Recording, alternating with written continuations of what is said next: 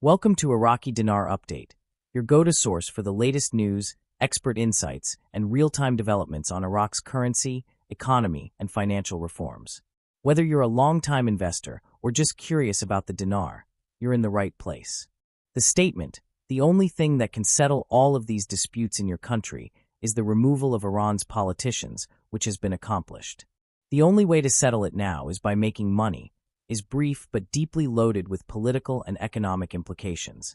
It appears to be referencing the internal political instability and external influence, particularly Iranian influence, in a country like Iraq, and how that influence has either been significantly reduced or eliminated.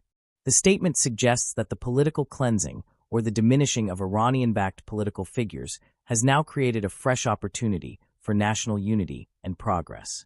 What follows, then, is not more political struggle, but a decisive pivot to economic development.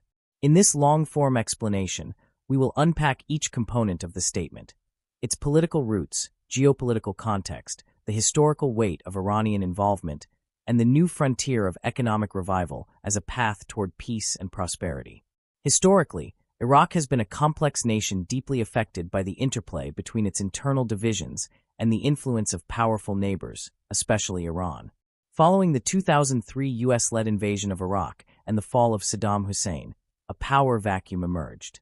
This vacuum was quickly filled by various sectarian, tribal, and political factions. Among these, Iranian-backed Shia militias and political parties became major power players. Iran saw an opportunity to extend its regional influence by embedding its allies deep within Iraq's political and security architecture. Over the years, this led to a duality in Iraq's sovereignty. One based in Baghdad, representing the will of the people and their elected officials, and another represented through shadow influence, where key decisions were often influenced or vetoed by Tehran through its proxies in the Iraqi parliament, ministries, and armed groups. This Iranian dominance in Iraqi affairs led to widespread resentment among Iraqi nationalists, secularists, Sunni minorities, and even moderate Shia citizens who began to see the state as compromised.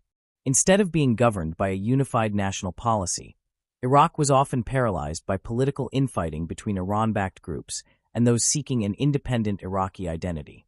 This division undermined economic development, delayed infrastructure projects, eroded investor confidence, and hampered efforts to modernize Iraq's financial system or join the global economy. Every attempt at reform, whether it was monetary, fiscal, or political, faced resistance from entrenched interests that benefited from the status quo.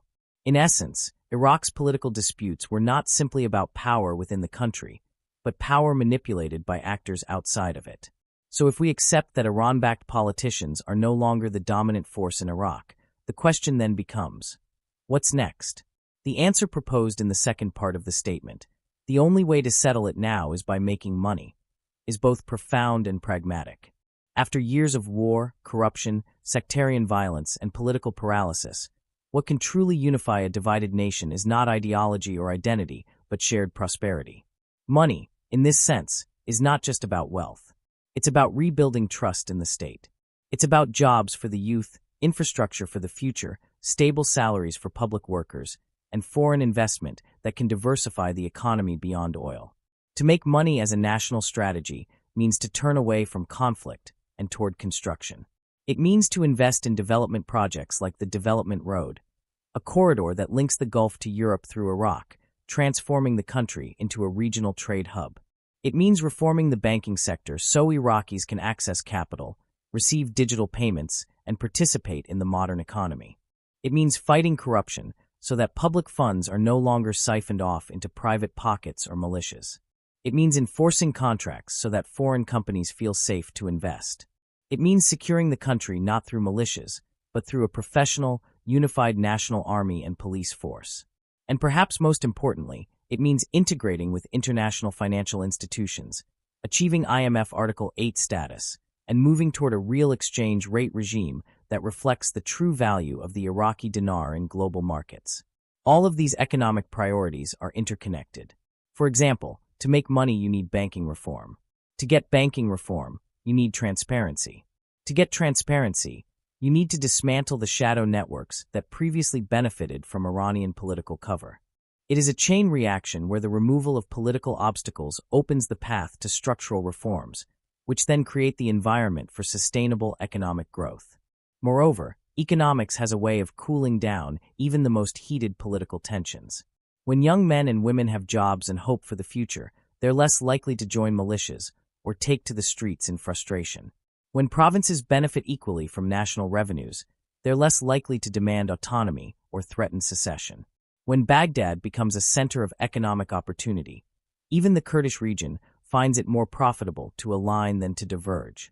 Money, in this context, becomes a great equalizer, a tool for national integration and healing. It's also worth noting that the global community prefers to deal with stable, economically rational partners.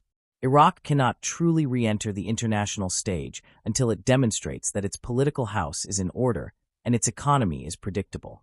The removal of divisive politicians opens the door, but sustained economic performance is what will keep it open.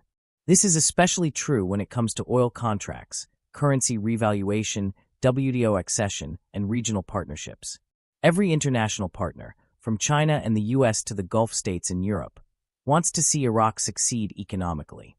That success begins when disputes are no longer settled with bullets or backroom deals, but with budgets, business plans, and balance sheets. In conclusion, the original statement condenses a powerful truth into just a few words. Politics alone cannot stabilize a country. Only economic progress can turn the page.